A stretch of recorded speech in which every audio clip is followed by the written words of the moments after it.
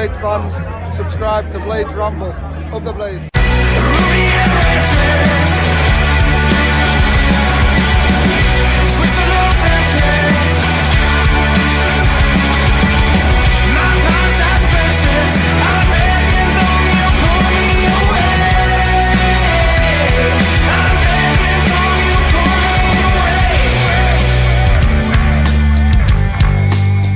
What is happening, Blades? And welcome back to the Blades Ramble. I am, of course, Jimmy, and we are proudly sponsored by Action Coach Sheffield. If you're a growing business and you want support to continue the growth of your growing business, they're the people to speak to.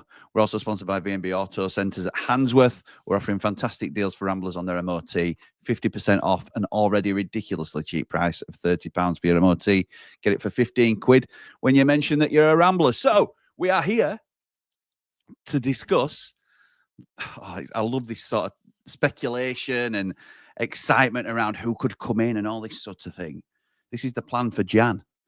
And it's going out first to Ramblers, just as a little thank you for them showing their support. So the plan for Jan starts with a squad assessment. And the way that we do this on the Ramble, we've been doing this for a while now, we're looking at depth in each position. And we're giving a player a rating out of 5. And we're looking at 2 players per position. So that'll let us know the depth. And that'll give you a score out of 10 in total per position. The only rule that we've got this time round, because we have got a very flexible squad. Gus Hamer, for example, can play left wing and can play in the 10. I'm only putting players into their strongest position.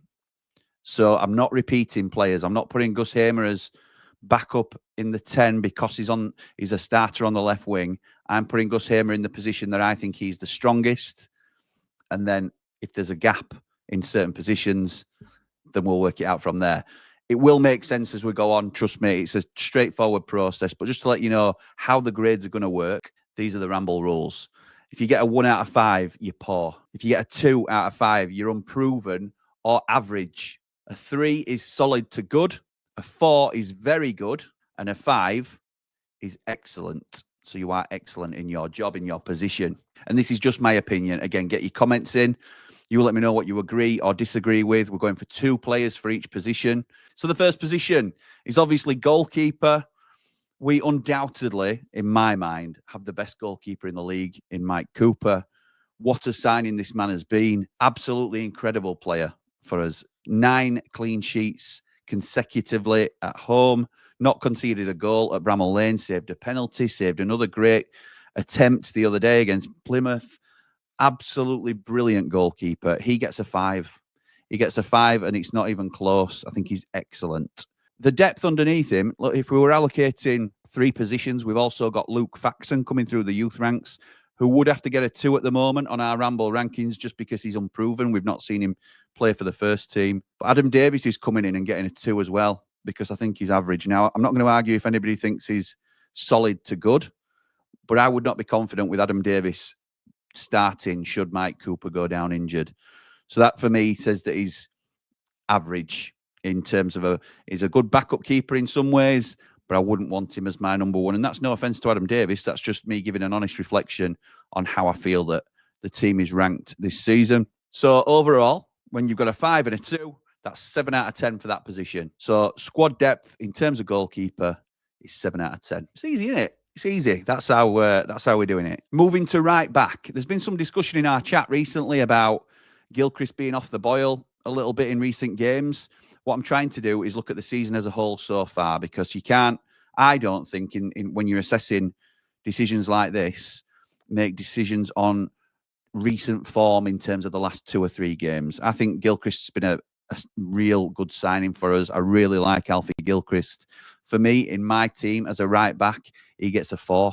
I think he's very good. I think he's very good in that position. And some may disagree, and that may be due to recent performances, but I think he's very good. I also think he's got great competition behind him in Femi Siriki. So Siriki comes in behind him with a 3, and that is solid to good. I think he's done enough to say he's not unproven anymore, and he's better than average, isn't he? He's come in, and look, there are flaws in his game, which we've seen, but I think he's a real solid option at right back and a strong backup to Alfie Gilchrist. He also offers something different to Alfie, which we've talked about before as well. So if we look at that all together, Right back also gets a 7.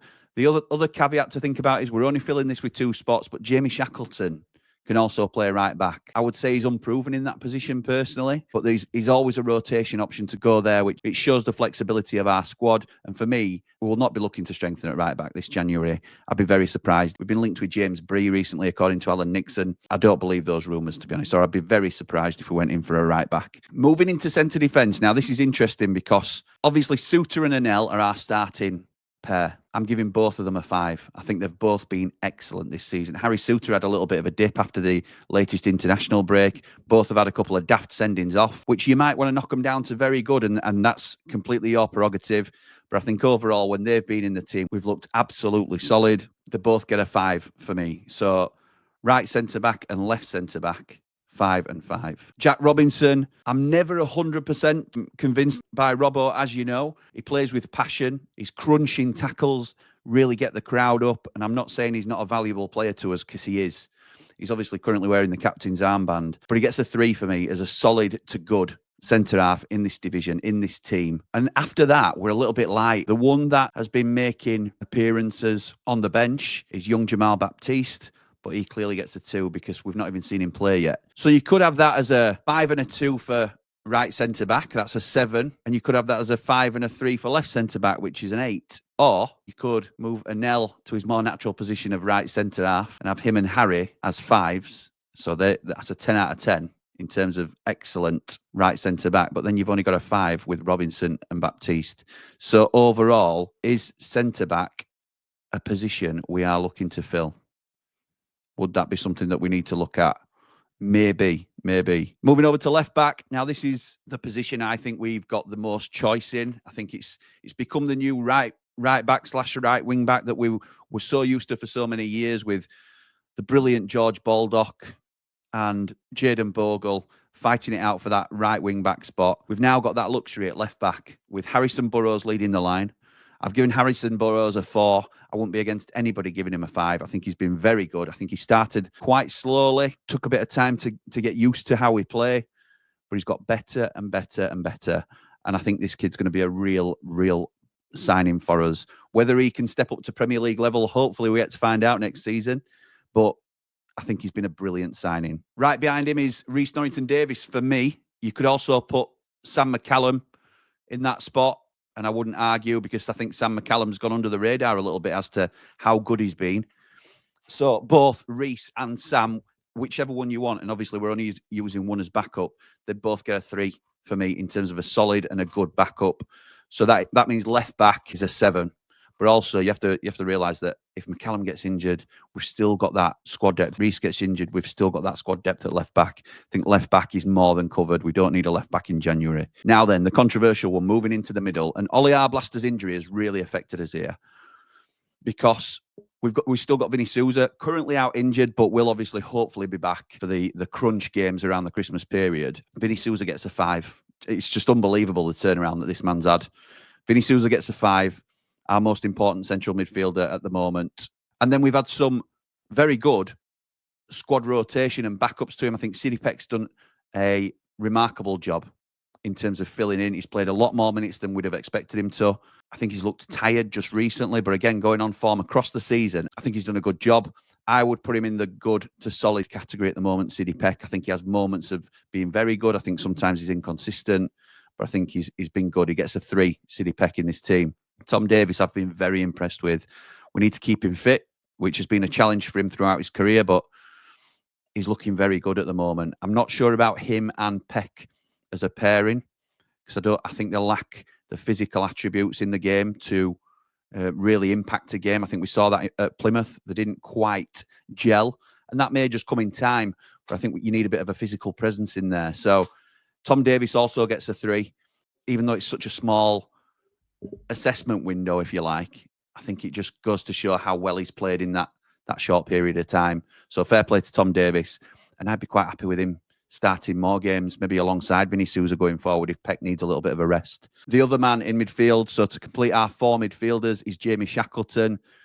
We haven't seen enough of Jamie, to be honest. I love his endeavour. I love the fact that he is tenacious and a bit of a Rottweiler in there. He'll run for anything. He reminds me a little bit of Ozzy in terms of his work rate, which is a positive, by the way. I think it's known that he is a squad man. I think he's come recognising that. And I think because of that, he's unproven. He hasn't had a real run in the game. We were unfortunate with injuries at the start of the season, which has maybe put him behind a couple of others. And I'm not saying he won't go on to be a good player for us, but I think at the moment he has to be considered as a backup. He's getting a 2 out of 5 because he's unproven at this point in time. So with Vinny and Tom Davies, or Vinny and Peck, whichever you want to do it, that's an 8. A 5 and a 3 is an 8. With Peck and Jamie Shackleton, or Tom Davies and Jamie Shackleton, that's a 5. That highlights to me, we need to make an addition in centre midfield. Just imagine, we've already lost Ollie Arblaster, who would have got a 5, because I think he's been superb. If we lose Vinny Souza for a significant amount of time, we could be in trouble. I think we need reinforcements in centre midfield, possibly as a priority. Now, Gus Hamer can play in there as well, but that completely changes the dynamics of how you play, and he certainly doesn't add to the physical presence. He's a little magician, but he's going in as my number 10. So Gus Hamer, I think, is the best number 10 that we've got, even though it's Callum O'Hare's preferred position. And this is where we're really strong in terms of Gus Hamer gets a 5, because I think he's absolutely excellent as a player. Callum O'Hare, who if you'd have asked me 3 weeks ago, I would have been looking at giving a 3 as a solid to good option for us. I think he's now very good and very influential in our games. So that's a 9 in the 10 position. Now, you could look at the left-hand side and say, well, you can play both players out there, which we have been doing. Gus has been playing out there while Callum's in the 10. We have seen him switch before, but that doesn't honestly look at the depth of the squad, does it? You can also play Sam McCallum on the left-hand side, but that's not his legitimate position. So, unfortunately, we have 0 depth at left wing. So there is no one currently. We can obviously have people as backup there, but if you look at our squad, we've no legitimate left winger. And that is another position that I think we need to look at in January. Moving over to the right-hand side, Jezrin Raksaki, certainly out of form at the moment, which is disappointing. And obviously he will need to up his game. But I think overall the contributions that he's shown, you could give him a 3. I'm going to give him a 4 because I still think he's come with a big reputation. I think he can deliver on the big occasions. He was the reason we won the game against Luton. He's getting a 4 from me, but I could be persuaded to drop it to a 3 if he doesn't soon improve. Just a shout out to Clarky, who mentioned in our chat the other day, Raksaki's form seems to have dropped off since Glasner made it public that Palace would not be calling him back in January. And as that made his head drop, either consciously or subconsciously a little bit, as it affected his confidence, does he need a goal to get back into the rhythm of playing well? We'll all back him anyway, won't we? Because he's a blade and we want him to do well. Andre Brooks, for me, gets a 3. I could see people arguing that he's a 2 in terms of unproven in that position. And I get it. I think that's fair. I think he's dropped off in terms of form recently. He's not necessarily an orthodox right winger, but I think he's looked most effective there when Wilder's been playing him out there. And I think he can do a job for us. I don't think he's done very well in his recent substitute appearances, but at the beginning of the season, he looked very good. And we've seen him before this as well, haven't we? So we know what he's about. We know he can be a solid player for us. I'm hoping Andre Brooks comes back second half of the season, lays a marker down and really sort of stamps his impact on this team, whether it's substitute appearances or maybe an appearance against Cardiff in the Cup, and really says, look, I'm back. I'm wanting to lay my marker down and I want to be involved in this going forward. So I don't think we need reinforcements at right wing. But if you're downgrading him a little bit from what I've rated him and you're going 3 and a 2, then maybe we do. Maybe it's something we look at. So again, it's all about opinions, and I'm happy to take yours in the comments and we can go from there. Striker is what everybody's calling out for. I think the one thing we need to accept is we're going to be sticking with one up front, most likely. If we went 2 up front, I think there's definitely cause to bring a striker in January. But then you're also dropping a Callum O'Hare or a Raksaki or even Hamer, which I don't think will happen. But we are playing one striker up front. And a bit like the left-back situation, where you've got Reece Norrington-Davies and Sam McCallum behind Harrison Burrows, you'd say you can interchange him between Kiefer Moore and Tyrese Campbell being the main man, because Tyrese Campbell has earned his way into that position. There's also Ryan Brewster to consider, isn't there? So while we're only slotting 2 players into each position, we've also to remember there's Ryan Brewster behind him. Ryan One, I think we can afford to send out on loan, if I'm honest. But we'll get to that in terms of the plan for Jan. later on in terms of what we're going to do in the transfer market. Now, I've said you don't go on current form, and I'm going against that slightly, I suppose. And he's unfortunately out injured at the moment. But I think, how can you give Tyrese Campbell anything else but a 4 out of 5 for the way he's played over the last 2 months, really? Kiefer Moore's a definite 3 as a solid to good option. I think he's definitely got potential to become a 4. I really like Kiefer Moore. I understand some of the criticism. I think it's been a little bit harsh, but I do understand it. He'll be really important going into these difficult fixtures. We've also got Brewster behind him. And as long as Brewster's been with us, I would still say he's unproven, to be honest. You know, I think it's harsh to say he's average, but I think some people feel that there's more to come from Ryan Brewster. And I love to think of it like that, but whether there is or there isn't, I don't think we'll go for a striker in January. I don't. And I don't think we need to go for a striker. This is our squad depth in total. Let's have a look at it. So goalkeeper, 7 out of 10. Right back, 7 out of 10.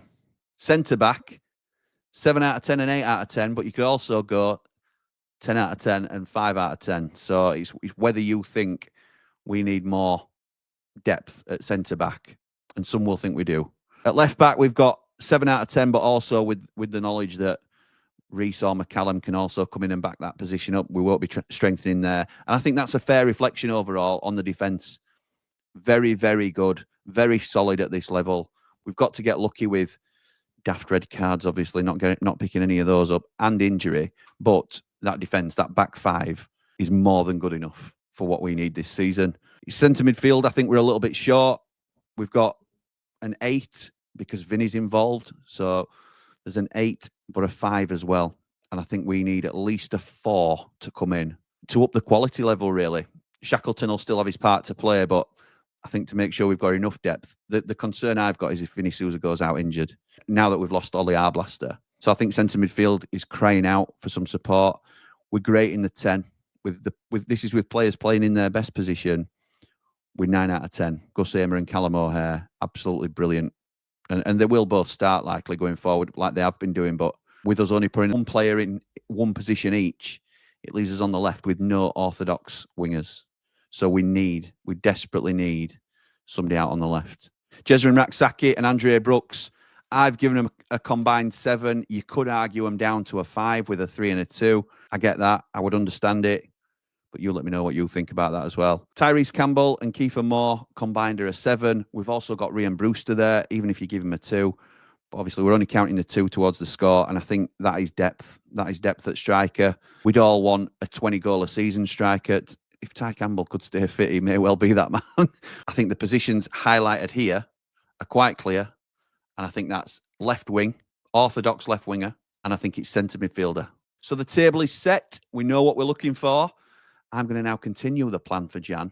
In the next rambles coming up, we'll be looking at a left winger and we'll be looking at a central midfielder for Sheffield United to strengthen. And then we can look at any other positions that you like, but I think those are the 2 priority positions. We've got 2 loans left that we can look to the Premier League for.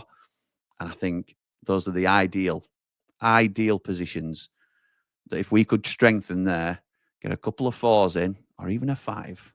Let me know what you think. But for now, come on, you red and white wizards. Up the Blades!